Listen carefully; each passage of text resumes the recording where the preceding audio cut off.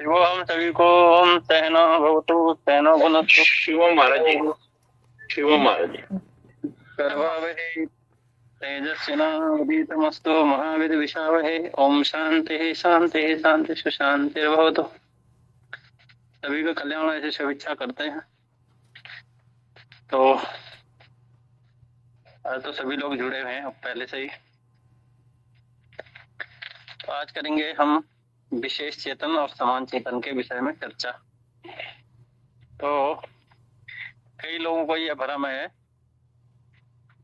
कि अंतःकरण भी भिन्न भिन्न है। अंतःकरण माने मन। कहते हैं जहां जहां समान चेतन में विशेषता है वहां वहां वही समान चेतन विशेष हुआ है, वहां वहां अंतःकरण प्रकट हुआ है। अंतःकरण तो अंतःकरण जहां जहां प्रकट है, जहां विशेषता है वहां वहां जीवन है। कैसा जीवन? बोला क्षणिक जीवन, जिसको हम क्षण भंगुर कहते हैं। तो क्षण भंगुर जीवन जहां जहां अंतःकरण है वहां वहां। और जो जहां अंतःकरण नहीं है वह जीवन की उपस्थिति है। वो किस रूप में है? वो शाश्वत रूप में है, सनातन रूप में। वो नष्ट नहीं होता। हाँ, विशेष वाली जो जीवन शैली है या विशेष वाला जो अंतःकरण है ये नष्ट होता है। और नष्ट होकर के किस में विलय करता है?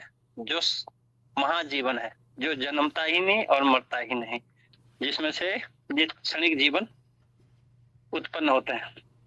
तो इसको कैसे समझाते हैं? जैसे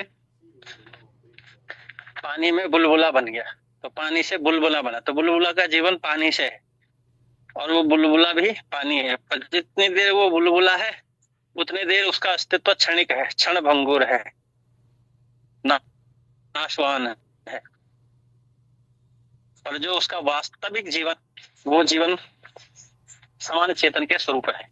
इसलिए भिन्न भिन्न अंतःकरण नहीं है। जैसे जल में भिन्न भिन्न जो आप देखते हैं भिन्न भिन्नता फेन की या बुदबुदे की, तो वो फेन और बुदबुदा अलग नहीं है, बल्कि एक ही है। उसी जल से फेन और बुदबुदा उत्पन्न हुआ है। ऐसी अंतःकरण अलग अलग नहीं है, एक ही जल से अंतःकरण भी प्रकट हुआ है, परंतु वो क्षणिक है। तो इसलिए उसको विशेष चेतन का है। और क्रिया प्रक्रिया अभिक्रिया ये सब विशेष अंतःकरण रूपी चेतन में है। समान चेतन में ना कोई क्रिया है ना अभिक्रिया है, और ना वहां किसी प्रकार से एक्शन रिएक्शन होता है। इसलिए उसको क्या कहा है? समान चेतन। तो समान चेतन जो होता है वो आत्म स्वरूप है, समान चेतन। और विशेष चेतन कैसा है? वो मन स्वरूप है। विशेष चेतन मन स्वरूप है और समान चेतन आत्म स्वरूप है। तो ये मन किस में से उपजा है? ये मन आत्मा में से ही उपजा है। जैसे बुलबुला किस में से उपजा है? बोला जल में से ही। तो जल में से ही बुलबुला उपजा है, और बुलबुला जो है वो क्षणिक है, क्षण भंगुर है। तो ऐसे हमारे यहाँ कहा है कि ये मन, ये जो शरीर है, स्थूल शरीर, सूक्ष्म शरीर और कारण शरीर, ये बुदबुदे की तरह है और आत्मा जल की तरह है। तो बुदबुदा जब तक रहता है तब तक एक विशेषता का अनुभव होता है, एक विशेष ज्ञान की अनुभूति होती है। और विशेष ज्ञान की अनुभूति में समान ज्ञान की अनुभूति नष्ट हो जाती है। तो इसलिए क्या कहा है कि बुदबुदा रहते ही अपने जल होने का ज्ञान जिसको हो जाता है, उसको बुदबुदा छूट जाने पर या बुदबुदा के फूट जाने पर उसके जल तत्व का नाश नहीं होता है। और जब उसके जल तत्व का नाश ही नहीं होता है तो उसको अमरता का ज्ञान हो जाता है। उसको ये पता चल गया, अरे मैं तो जल हूँ, बुदबुदा नहीं हूँ। बुदबुदा तो ये किसी कारणवश हो गया है। तो जो ये बुदबुदा है ये कारण है। बोला क्या कारण है? बोला जल में एक अभिक्रिया हुई और बुदबुदा उत्पन्न हो गए। ऐसे ही यहाँ भी समान चेतन में विशेष चेतन की एक अभिक्रिया हुई और एक विशेष चेतन अंतःकरण उत्पन्न हो गया। अब जब अंतःकरण उत्पन्न हो गया तो अंतःकरण से उत्पन्न हुआ ये जो इसमें आत्मा है, अंतःकरण में जो आत्मा है, ये अंतःकरण रूपी बुदबुदे में फंस गया। ये जब तक है तब तक मैं हूँ, और जब मैं नहीं, जब ये नहीं रहेगा तो मैं नहीं रहूंगा। तो ऐसे ही अगर बुदबुदा सोचे कि जब तक बुदबुदा है तभी तक जल है, तो कितनी बड़ी मूर्खता है। बल्कि बुद्धबुदे को ये पता चलना चाहिए था, अरे मैं बुद्धबुदा बना ही जल से हूँ, तो मैं मन बना ही आत्मा से हूँ। ये अंतःकरण आत्मा से ही उत्पन्न हुआ है ना, आत्मा से ही ये अंतःकरण उत्पन्न हुआ है। और इस अंतःकरण से विशेषता का जो भाव हो रहा है, पृथकता का जो भाव हो रहा है, ये अज्ञान है। अगर ये अंतःकरण को ये ज्ञान हो जाए कि ये आत्मा का ही बुद्धबुदा है, आत्मा से ही उत्पन्न हुआ है, आत्मा ही इसका अस्तित्व है, आत्मा ही इसका आधार है ना, तो ये अंतःकरण जो है ये ज्ञान को उपलब्ध हो जाता है, फिर अपने जन्म मरण की भावना को त्याग देता है। और जब ये अपने जन्म मरण की भावना को त्याग देता है, यही इसकी मुक्ति है, यही इसका मुख्य आधार है। क्यों? जैसे हमारे यहाँ फिर उदाहरण भी देते हैं कि संत कहते हैं बिंदु समाये सिंधु में, बिंदु जो है वो सिंधु में समा गई तो सिंधु ही तो हो गई। तो यहाँ समाने की जरूरत नहीं है, समझने की जरूरत है। समाना तो जब समाएगा तब समाएगा, है ना। पर अभी तो समझ जाओ, अभी तो ये समझ जाओ कि इस अंतःकरण का, इस मन का जो आधार है वो ये आत्मा ही है। बिना आत्मा के कोई अंतःकरण हो ही नहीं सकता। बिना समान अस्तित्व के, बिना समान के विशेषता की अनुभूति हो ही नहीं सकती। तो समानता, समान चेतन होने के कारण विशेष चेतन की अनुभूति हो रही है। तो जो विशेष चेतन की अनुभूति हो रही है ये समान चेतन के कारण है। तो ये जो विशेष चेतन माने जो अंतःकरण है ये आत्मा के कारण है। तो इसलिए भगवान कृष्ण भी गीता में कहते हैं कि हे अर्जुन, सबसे पहले तो ये मन शक्तिशाली है, इससे भी शक्तिशाली ये बुद्धि है, और ये मन और बुद्धि में ही सारा खेल है। आत्मा में कोई खेल नहीं है, आत्मा तो विमुक्त है, मुक्त ही है, आत्मा बंधन में नहीं है। तो खेल किस में है? जल में कोई खेल नहीं है, खेल तो बुद्धबुदे में ही है। बुद्धबुदे में गुब्बारा सा बन गया है। बुद्धबुदा देखा होगा आपने, वो गुब्बारे की तरह होता है। पर उस गुब्बारे के तत्व को भी देखा जाए तो वो जो उसमें कांच सा बना है, गोला सा बना है, वो बिना जल के तो बना ही नहीं। पर वो जो उसमें विशेषता आ गई है, वो विशेषता के कारण उसमें पृथकता का भान हो रहा है, जबकि वो पृथक नहीं है किसी भी हाल में। बुद्धबुदा कभी भी किसी हाल में पृथक नहीं है जल से। ऐसी ये मन आत्मा से पृथक नहीं है, बल्कि ये मन है, इसका जो मूल स्वरूप है, जो मूल सत्य है, ये समान चेतन ही है। और समान चेतन का ज्ञान नहीं हो पा रहा है।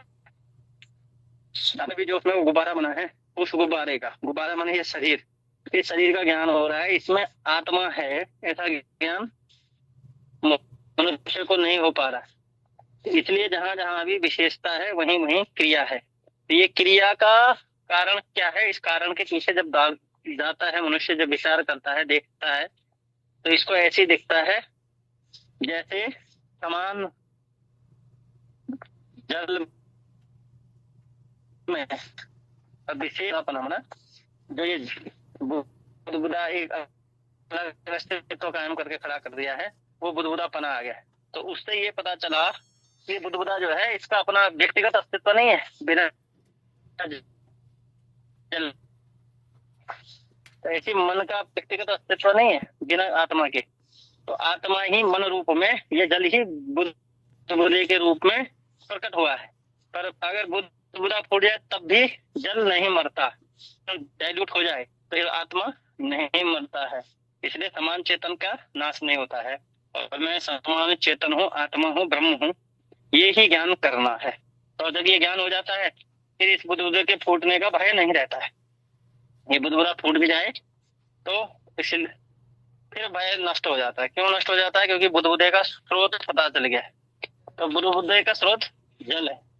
अच्छा, आप देखते होंगे जब बरसात होती है तो ऊपर से बूंदें गिरती हैं जल की, और पानी में देखेंगे आप, इधर उधर तो नहीं पता चलता, पर पानी में आप देखेंगे, पानी में बुद्धबुदे बनने शुरू जाते हैं। क्यों? क्योंकि वो पानी में क्रिया विक्रिया होती है और उसमें बुद्धबुदा बन गया। अब बुद्धबुदा बना किससे बना? जल से। और किस में रहा? जल में। किस में नष्ट हुआ?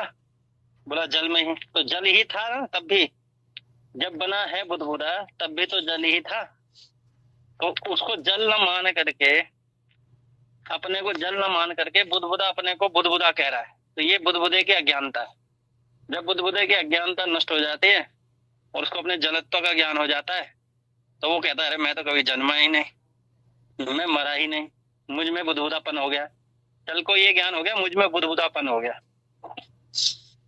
है ना। जल को क्या क्या ज्ञान हुआ कि मैं ही बुदबुदापन हो गया, और मुझ में ये बुदबुदापन थोड़ी देर रहा और फिर थोड़ी देर नष्ट हो जाता है। इसलिए संत आत्मा को विशेष चेतन और समान चेतन से समझाते हैं। विशेष चेतन कहते हैं अंतःकरण को, ये आत्मा में एक विशेष चेतन जो है ये मन रूपी बुदबुदा है, और आत्मा समान रूप से है। और समान रूप से इसलिए है जैसे जल में अनेक बुदबुदे बनते हैं, देखना आप, अनेक बुदबुदे बनते हैं ना, अनेक, और बिना जल के बनते हैं और बिना जल के हैं।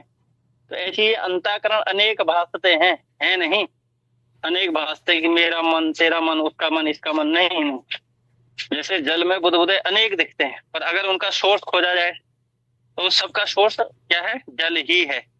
ऐसी आपका मन, मेरा मन, उसका मन, इसका मन, ये मन भिन्न नहीं है, इनका सोर्स ये आत्मा ही है, ब्रह्म ही है।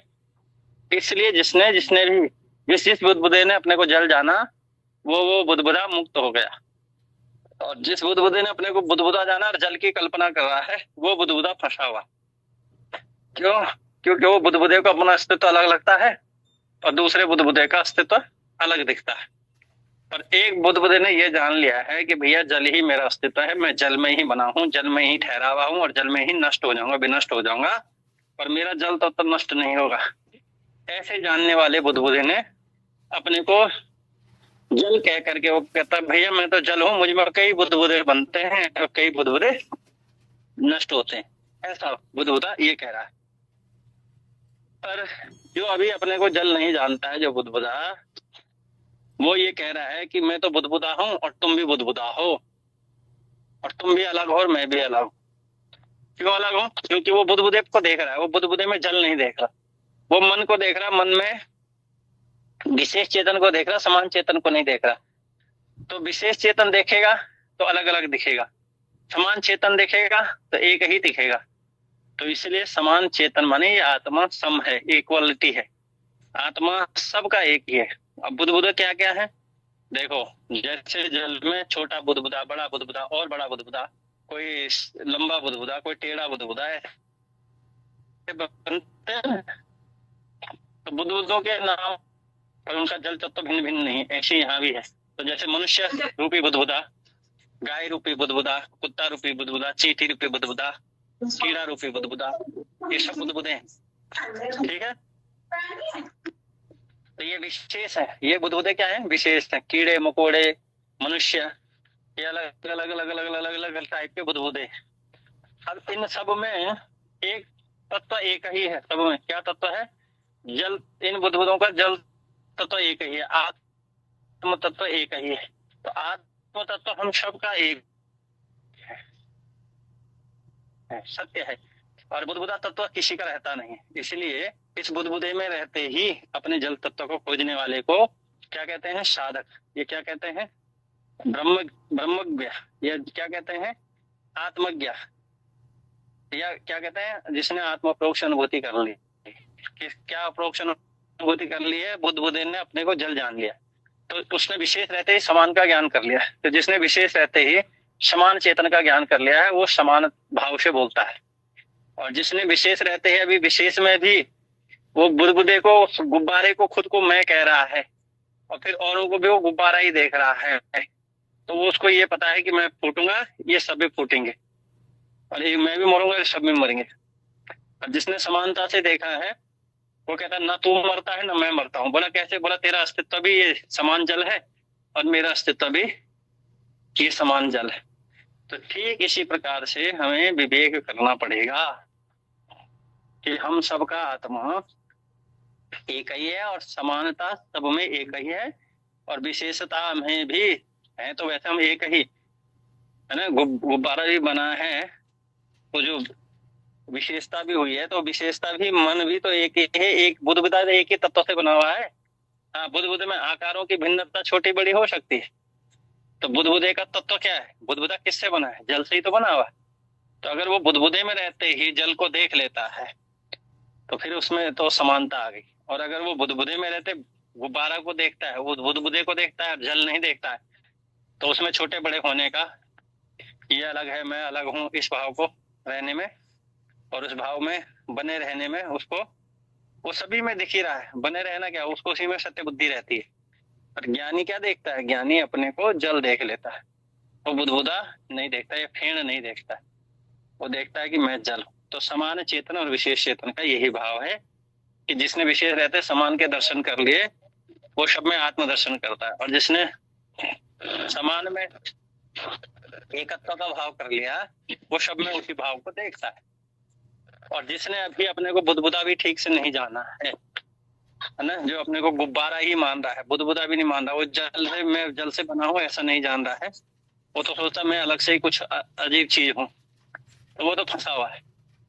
तो इसलिए बुद्धिमान पुरुष अपने तत्व को ढूंढते हैं, तत्व को। जैसे बुद्धिमान बुद्धबुदे ने अपने तत्व को ढूंढा तो उसको जल मिला, और जल की मृत्यु उसको किसी काल में नहीं दिखाई दी, किसी भी काल में उसने जल की मृत्यु नहीं देखी, इसलिए उसने अमृत प्राप्त कर लिया।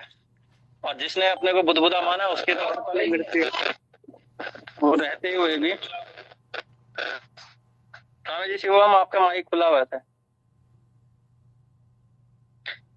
तो इस प्रकार से समान चेतन और विशेष चेतन है। तो विशेष चेतन में बुद्धबुदा है और समान चेतन में जल है। अब आप ये विचार करो, थोड़ा विवेक लगाओ कि बिना जल के कोई बुद्धबुदा है? हो सकता है? बिना जल के किसी बुद्धबुदे का तो खड़ा हो सकता है? तो ऐसे ही यहाँ भी समझना चाहिए, बिना आत्मा के कोई अंतःकरण प्रकट हो सकता है? कोई भी, चाहे आपका हो, चाहे मेरा हो, चाहे किसी का भी हो। अच्छा, अब चलो अंतःकरण प्रकट भी हो गया, तो बिना जल का है? ये मन भी बिना आत्मा का है? तो अंतःकरण अगर प्रकट भी हुआ है, विशेष भी हुआ है, तो समान पीछे से है ना। तो बिना समान के तो विशेष भी नहीं होगा, बिना जल के बुद्धबुदा नहीं होगा। तो इसलिए संत विचार देते हैं, कहते हैं भैया समान चेतन में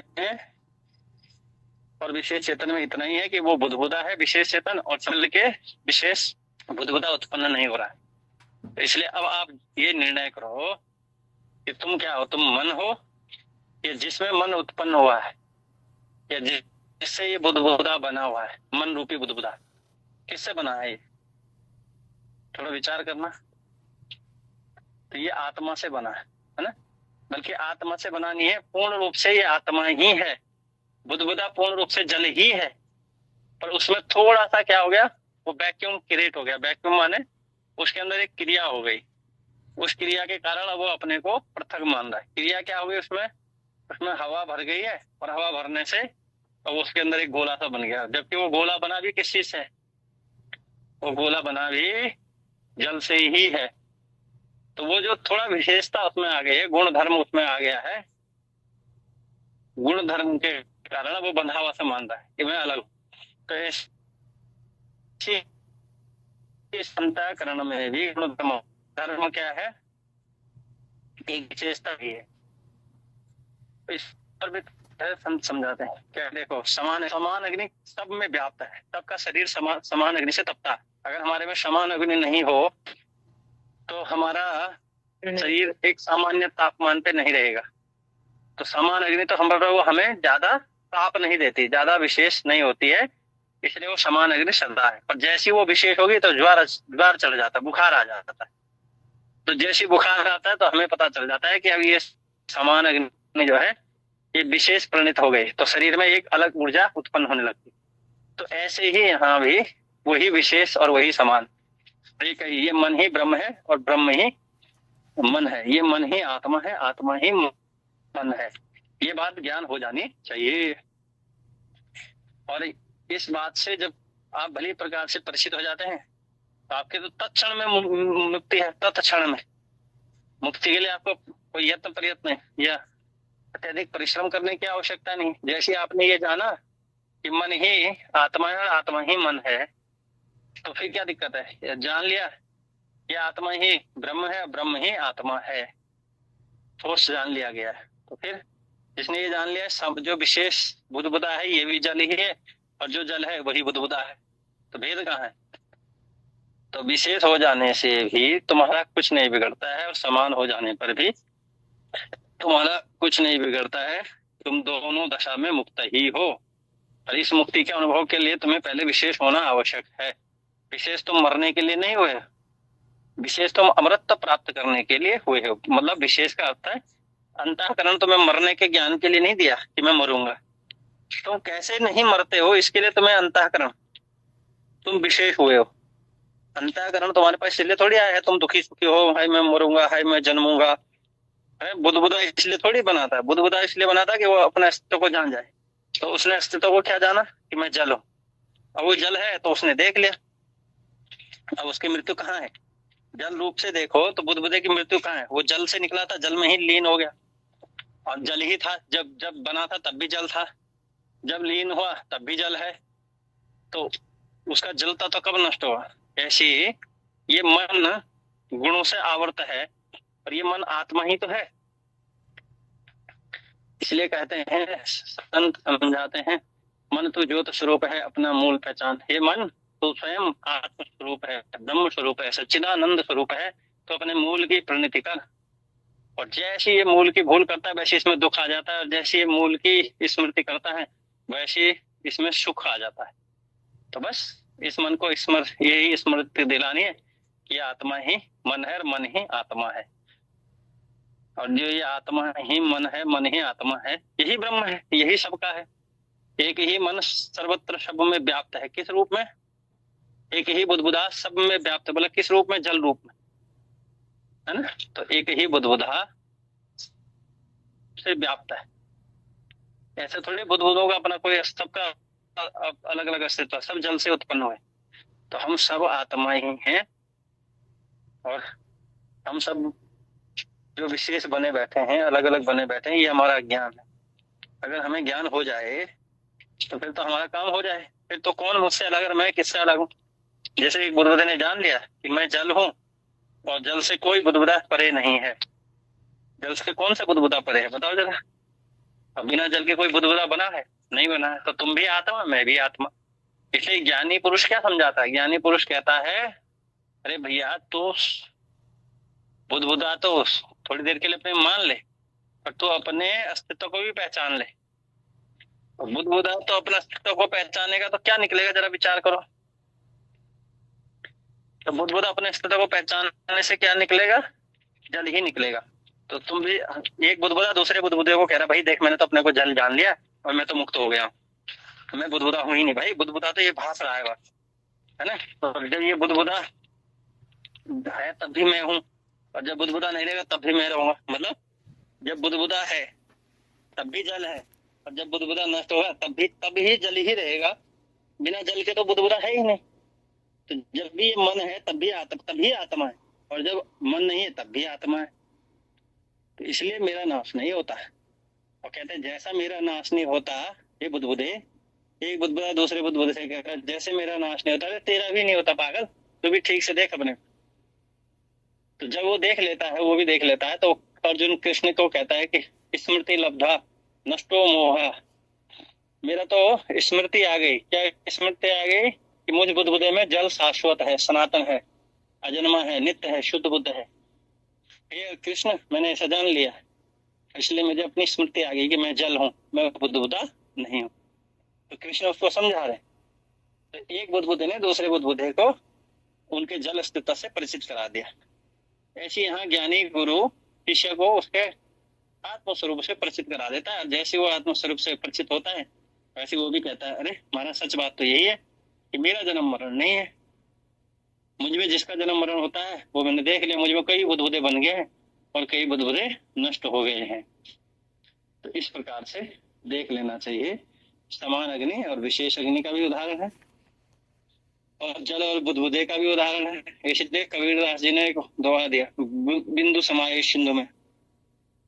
बिंदु अगर सिंधु में समाता है तो सिंधु ही हो जाता है। और बल्कि अगर वो बिंदु है और अभी सिंधु में नहीं समाया है तब भी वो अपने को जान सकता है कि मैं सिंधु हूँ। बोला कैसे, क्योंकि बिंदु में जो जल तत्व है और सिंधु में जो जल तत्व है वो दोनों एक ही। जो जल सिंधु में है वही जल बिंदु में है। तो बिंदु का अस्तित्व बिना जल के तो है ही नहीं, तब भी नहीं है। बिंदु बना ही जल से है भाई। तो उसको सिंधु में जो समाने से पहले ही अपना जल तत्व का बोध हो गया। अब सिंधु में समा भी जाएगा तो क्या समाएगा, तो जिस अंतःकरण विशेष ज्ञान में समान ज्ञान हो जाता है, वो विशेष रहते ही मुक्त हो जाता है। बुद्बुदा फूटने का डर नहीं रहता, उसको मरने का डर नहीं रहता। क्यों नहीं रहता? क्योंकि उसने अपने अस्तित्व को पहचान लिया। तो इसलिए आप नहीं जन्मते, आप नहीं मरते, आप सदा सनातन हैं, सत्य हैं। आप में जो जो जन्मता है, जो जो मरता है, उसका आधार भी आप हैं। क्योंकि जल में बुद्बुदा जन्मा, बुद्बुदा रहा, और बुद्बुदा के रहने से और बुद्बुदा के जन्म जाने से जल नहीं तो जन्म है और न ही जन्म नहीं मर रहा है। यही तो संत समझा रहे। और जिसको ये बात संतों की समझ में आ गई है, वो उसी तत्क्षण में मुक्त हो गया है। उसी तत्क्षण में उसने अपनी मृत्यु पर विजय प्राप्त कर ली है और अमृत का पान कर लिया है।